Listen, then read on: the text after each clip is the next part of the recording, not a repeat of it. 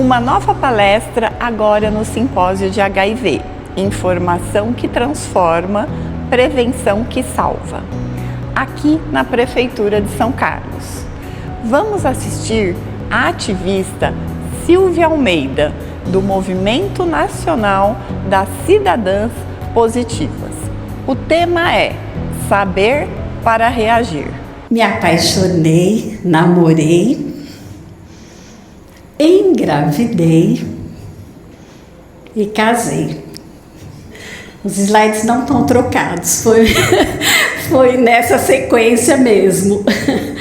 E aqui eu já paro para a gente falar um pouquinho sobre vulnerabilidade, né?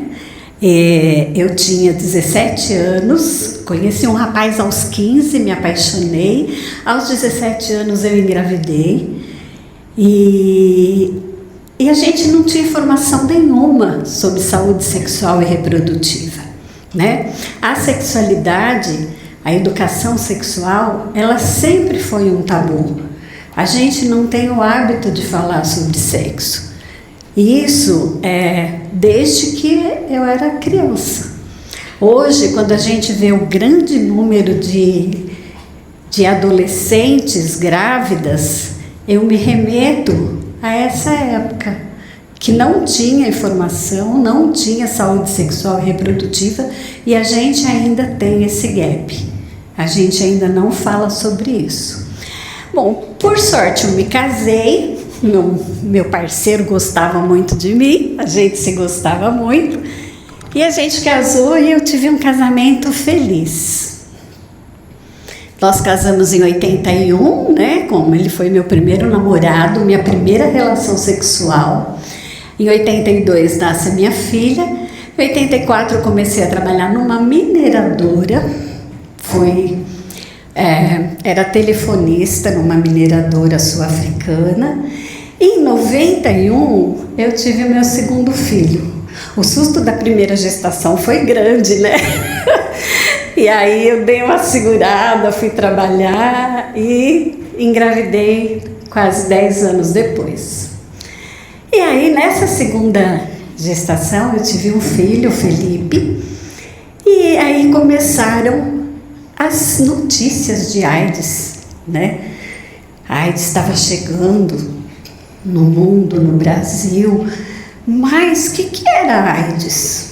Era uma peste gay. O que é isso, né? Era uma doença que só dava em uma população específica. Gays, usuários de drogas injetáveis, que eram muito naquela época, profissionais do sexo. Eu não tinha nada a ver com isso, né? Casei com meu primeiro namorado, tô lá na minha casa, cuidando dos meus filhos, trabalhando, e já deu calor, peraí.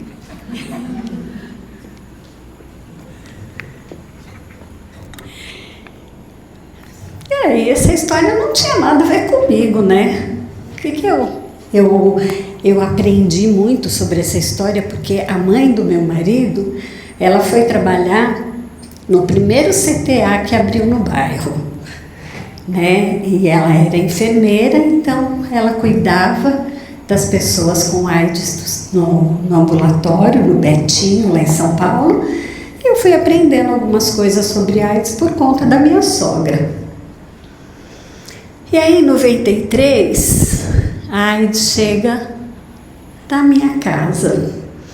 Meu marido adoeceu, começou a ficar doente, teve uma patologia nas pernas, teve pancreatite, e a minha sogra começou a perceber que ele tinha os mesmos sintomas da doença que os pacientes que ela tratava no CTA. Então, para ela, mãe, ela pediu para que ele fizesse um teste de HIV, fosse ao ambulatório, ele foi. Eu acho que aqui vocês lembram como demorava a testagem, né? 3, 4 meses.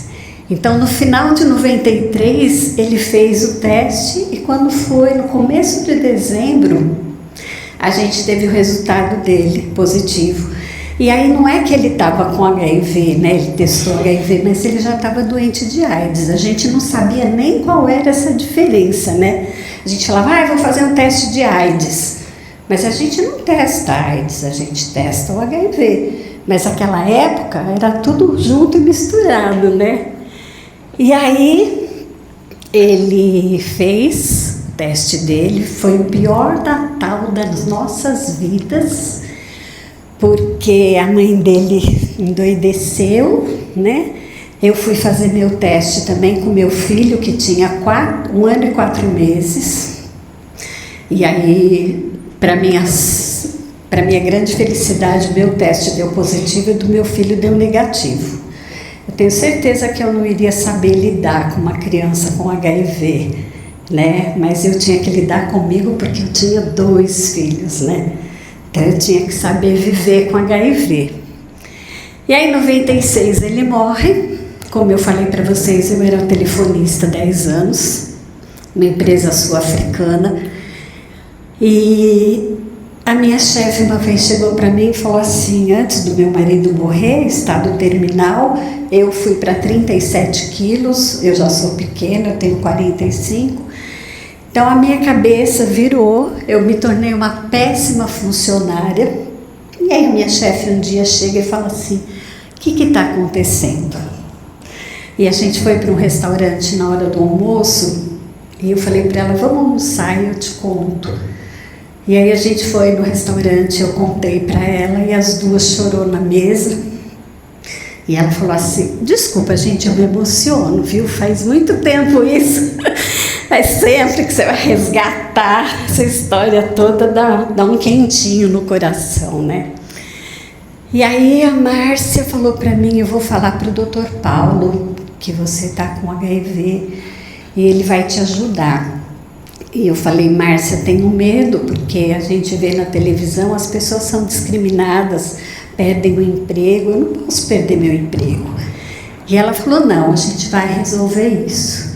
E ela foi, contou para o Dr. Paulo, falou para ele que eu estava com HIV, ele me mandou ir para a sala dele. E quando eu entrei na sala, ele era um português, ele é um português muito querido, a gente é amigo até hoje. E ele disse assim para mim, minha filha, você se acalme, tá? Porque você não vai morrer dessa doença.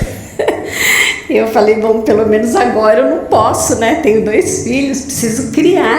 E aí a empresa, eu comecei a receber os benefícios de uma política de AIDS que tinha na África do Sul, que eu nem conhecia. Eles compraram um remédio para mim, eles protegeram a minha pessoa, ninguém ficou sabendo na empresa. E as amigas próximas, gente, elas faziam vaquinha para me ajudar em tudo. Eu sou uma pessoa que eu vivia a solidariedade, sabe? As contas chegavam na minha mesa, a minha chefe ia lá e tirava. O Paulo Reis, esse nosso diretor, ele doou um vinho de R$3.000 para fazer uma rifa, para colocar despesa na minha casa, pagar todas as minhas dívidas, porque vocês imaginam aquela época, não tinha remédio, ele já desenvolvendo tuberculose, eu era telefonista, não era um dos melhores salários do mundo, mas ele doente, a gente tinha gasto, vai para médico, volta, não tinha carro, paga táxi. Então foi uma fase financeira terrível, junto com todo o contexto que eu estava vivendo emocionalmente, eu estava perdendo o homem que eu amava. E isso era o que mais doía, né? E aí, por fim, ele faleceu em 96, eu fui para uma ONG, porque eu precisava aprender a viver com o HIV. A decisão primeira, acho que tiveram algumas decisões importantes na minha vida. Primeiro, eu decidi que eu não ia culpabilizar o meu companheiro, o meu parceiro, o meu amor de uma vida inteira, um excelente pai, um grande companheiro. Isso me deu paz. E aí, em 97, eu fui para o GIV, eu fui aprender a viver com HIV, porque eu precisava entender o que era que estava acontecendo comigo, né? A gente só deve ter medo daquilo que a gente não conhece. Quando você conhece, você se fortalece, né? E aí, cada vez mais eu ia vendo que o que acontecia era o grande tabu que a sexualidade trazia com relação ao HIV. Todos nós éramos vulneráveis, mas existia um grupo de risco e a gente precisava começar a falar que não tinha grupo de risco. Todas as pessoas que se relacionavam sem camisinha estavam em risco, né? Eram pessoas vulneráveis, né? E no GIV eu fui conhecendo outras pessoas, eu fui me fortalecendo, eu fui aprendendo que eu poderia ser feliz mesmo com o HIV, né? E eu não perdi meu emprego, as pessoas perdiam o emprego. Eu não precisava tomar coquetel anti-HIV no banheiro, mas tinha as pessoas do GIV que tinham que tomar coquetel no banheiro, para que ninguém visse, porque senão elas iam ser demitidas. E isso foi me causando um incômodo, e aí, sem perceber, eu comecei o meu ativismo. E fiquei 5 anos, eu brinquei até ontem, eu contei pro meu excelente motorista aqui, que foi me buscar 4 horas de viagem. E aí eu até comentei com ele que eu era telefonista, né? Mas quando o HIV chegou na minha vida, eu fui tratar com os infectologistas, fui para uma terapia e fui para um centro espírita. Eu sou espírita. A gente é tudo, né? A gente é corpo, mente, alma. E eu fui fazer tudo. Eu só não queria morrer de AIDS naquele momento. Eu bebia água fluidificada, eu fazia terapia. E esse processo durou 4 para 5 anos. Né? Não é fácil a gente se empoderar. E aí, nesse empoderamento, um dia eu vou para a sala do Dr. Paulo e falo para ele: Dr. Paulo, a gente precisa falar sobre prevenção ao HIV na empresa. É uma multinacional, a gente tinha mina em Goiás, em Barro Alto, Niquelândia, Cubatão, Minas. Eram homens que deixavam as suas casas e que ficavam meses construindo a mineradora, né? E lá, quando homens chegam, 500 homens numa cidade, o que começa a aumentar primeiro? As casas de prostituição, gente. E é isso. A prostituição existe desde que o mundo é mundo. E aí, eu falei para ele: a gente precisa começar a trabalhar a prevenção. Ele falou: você está segura? Você tem certeza que você quer fazer isso? Eu falei: tenho. E aí eu comecei a fazer prevenção, trabalhar o que eu aprendia no GIV dentro da empresa. E aí foi muito legal, porque eu comecei a implementar a política de AIDS dentro da nossa empresa. A gente passou a falar sobre saúde sexual, prevenção, não discriminação, acolhimento e acesso ao preservativo, que era o que a gente tinha naquela época. Não tinha PEP, PrEP, nada disso, né? E aí foi muito legal que a empresa comprou as minhas ideias. A gente colocou em todos os banheiros, em todos, até nas áreas remotas lá da mineração, da extração, todos os lugares tinham panfletos e preservativo. E eu comecei aí, eu nunca tinha andado de avião, né? Andei de avião uma vez, depois que eu fiquei viúva. E aí eles começaram: não, Silvia, você tem que ir para as usinas. Nossa, falei: gente, agora eu vou andar de avião, olha o que o HIV me trouxe, né? O HIV me deu um plus na vida, vou viajar, que coisa boa. E aí, olha, eu gosto de brincar, porque eu gosto de tirar um pouco o estigma da AIDS, né? Existe vida boa mesmo com HIV. E aí eu comecei a viajar e a gente foi fazendo palestras para todos os lugares.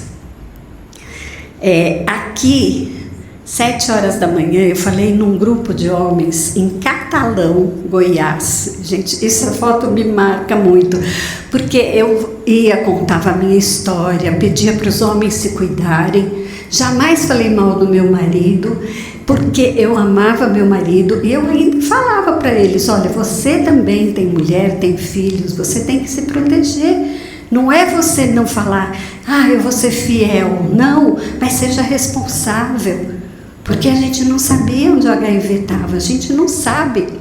E aí apresentação aqui, eu fui, conversei, fiz a palestra, né? Quando acabou a apresentação, veio um rapaz lá, ele pegou Dona Silvia, muito obrigada pela sua orientação. Toda vez que eu for transar, eu vou lembrar da senhora.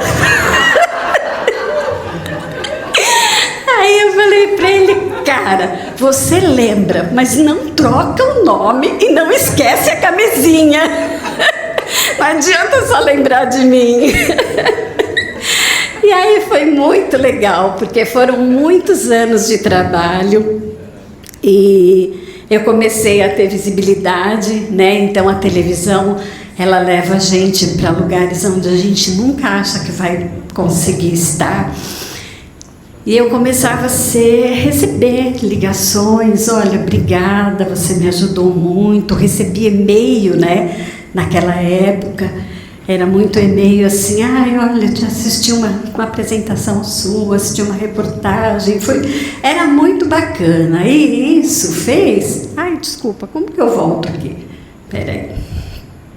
Aí isso fez com que a empresa teve um programa de excelência do trabalho, era uma multinacional, e eles criaram um projeto Aplausos, que era para reconhecer os funcionários que se dedicavam, não só na sua área, mas para além disso, né? E aí eu ganhei um prêmio, o prêmio Aplausos. Aí a pessoa ficou chique, gente, fui para o Copacabana Palace. Eu que era acostumadíssima a fazer palestra lá em Heliópolis, nas favelas, a gente ia para todo quanto é lugar que precisava de informação e que precisa ainda hoje. E aí eu ganho um prêmio e vou lá para o Copacabana. Eu exibi para ele hoje também, exibi os Mário ontem. Falei, já fiquei no Copacabana Palace. Mas não é... Eu brincando, não é o local, é o que você consegue passar. A primeira vez que eu fui para Niquelândia, eu fiquei uma semana falando com aqueles homens, dando palestra. Depois fui para as escolas e teve uma festa no final da semana, que era a festa de confraternização da empresa, né? E o pessoal, eu vim embora na sexta-feira, o departamento pessoal pediu para São Paulo para que eu ficasse e participasse da festa de final de ano deles, né? Então foi muito gostoso, eu consegui passar a mensagem. E aí na festa o pessoal falava assim, Silvinha, toma uma cerveja. Mesmo eu tomando antirretrovirais, eu nunca fui de beber muito, uma cerveja não faz mal a ninguém. Mas eles não me ofereciam, eles me ofereciam latinha deles, então eles aprenderam que HIV não passava no contato. A gente foi quebrando esses estigmas do convívio social, né? E isso foi maravilhoso. E aí, essa questão, né? Eu acho que o que é mais importante é trabalhar com o estigma, com a não discriminação, eliminar preconceitos, porque é isso, né? E se fosse com você? Né? E se fosse com você? Como que é que a gente ia estar vivendo? Gente, eu vi muita tristeza na AIDS, eu vi muito sofrimento. E não era por conta da doença, era por conta do estigma, da morte social. Eu tenho amigas que há mais de 25 anos que se infectaram, nunca mais tiveram relacionamento. E não precisa. A AIDS não tem que destruir a nossa vida, a AIDS tem que ser destruído e o vírus do HIV tem que ser combatido. E aí, nem vou passar muito pela mandala, porque já fiquei super feliz com tudo que eu ouvi antes, mas com o olhar de ativista, eu queria lembrar algumas coisas, né? Eu faço parte da equipe nacional de validação da transmissão vertical do Ministério da Saúde. Vocês foram certificados, né? O ano passado tiveram selo prata, é isso? E aqui, ó, quando a gente pega uma mulher no pré-natal e tem que dar o diagnóstico de HIV para ela, é muito triste, né? Então a gente precisa pensar na prevenção passos atrás. Como que eu pego essa mulher antes dela chegar no serviço grávida? Onde estão as gestantes que engravidam? Onde estão as adolescentes que transam? Onde a gente precisa de parceria, de ter intersetorialidade, falar com as escolas, conversar com a comunidade.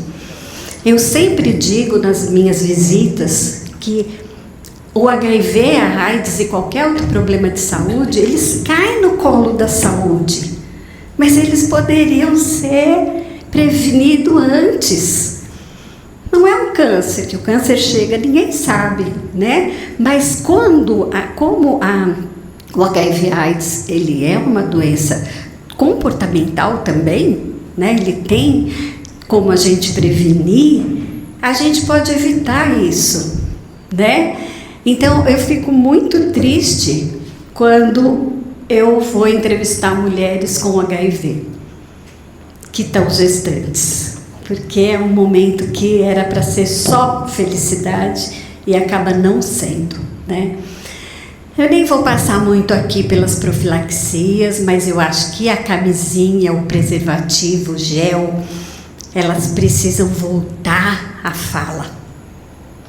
Tem PEP, tem PrEP, quer dizer, tem PrEP, mas a gente precisa voltar a falar de camisinha. Vocês sabem o quanto que a sífilis aumentou. Quantos casos de sífilis a gente tem e que podia estar sendo evitado, né? E outra, a gente tem camisinha hoje aí no mercado de chocolate, de morango. Eu mostrei para vocês que a gente colocou camisinha em todos os banheiros, mas a gente não pegava camisinha do Estado, a gente comprava camisinha de uma ONG e distribuía na empresa inteira. E aí era camisinha de chocolate, de morango, de limão, de não sei o quê, todas as cores e sabores, né? Aí o rapaz que fazia a reposição lá de camisinha, ele vinha e falava para mim assim: Silvinha, aquelas camisinhas de morango o povo tá levando para fazer suco em casa, porque eu nunca vi acabar assim. A gente enche o display de manhã, de tarde não tem mais.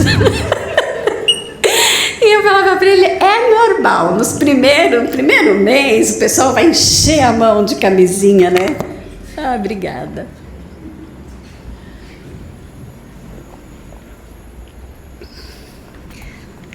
No primeiro mês o pessoal pegava de monte, depois foi pegando de vez em quando, né? E é bom, que é quando vai usar mesmo, né? Pegava a camisinha. Aí teve uma época de uma Páscoa e a gente encheu os displays de camisinha de chocolate, né? Só que compramos camisinha de chocolate e depois o pessoal não começou a pôr os outros sabores, né? Um dia eu entro, gente, entrei no curso, eu estava fazendo um curso. E eu fui à noite, saí de serviço, fui pro meu curso, tinha 2 rapazes da empresa lá. Quando eu entrei, oi Silvinha, tudo bem?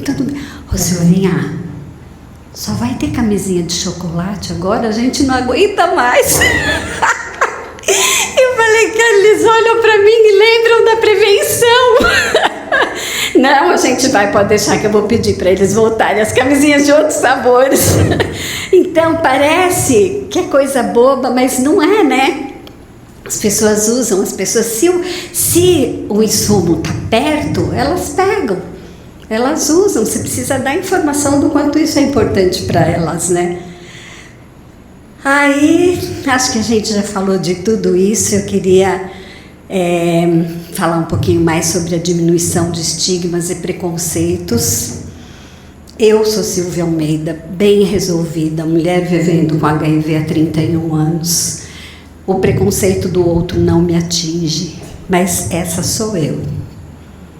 Ainda tem muita gente que não vai ao serviço, não quer ser identificada na sua região, vai buscar remédio em outra cidade. Isso afeta a adesão, isso afeta a pessoa ir ao serviço todas as vezes que precisa. Então, ainda é uma coisa que a gente precisa trabalhar muito. Estigma e discriminação mata, porque se a pessoa não vai fazer um tratamento para o HIV e ela desenvolve AIDS, vocês podem pesquisar que o medo do preconceito e do estigma está inserido naquele ser.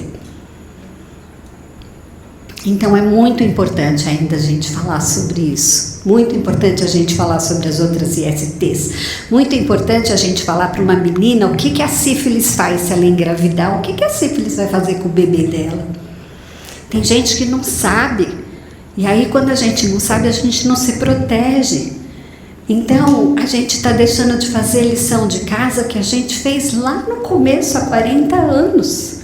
Há 40 anos, todas as atenções básicas eram capacitadas para entender o HIV. Entender. Quando eu entendo o HIV e a AIDS, eu sei como ele age no corpo das pessoas, eu sei que não é culpa das pessoas, porque se todos nós estamos aqui hoje, alguém fez sexo lá atrás para a gente estar aqui hoje. Não é uma questão de culpa, é uma questão de humanidade. A sexualidade faz parte da gente, né? Então a gente está faltando na nossa lição de casa, que é a gente trabalhar a atenção básica também, que é lá que as pessoas chegam a princípio, né? Então a gente precisa se esforçar, né? Cadê o secretário de saúde? Cadê a diretora? Precisa ter investimento na base. Na base.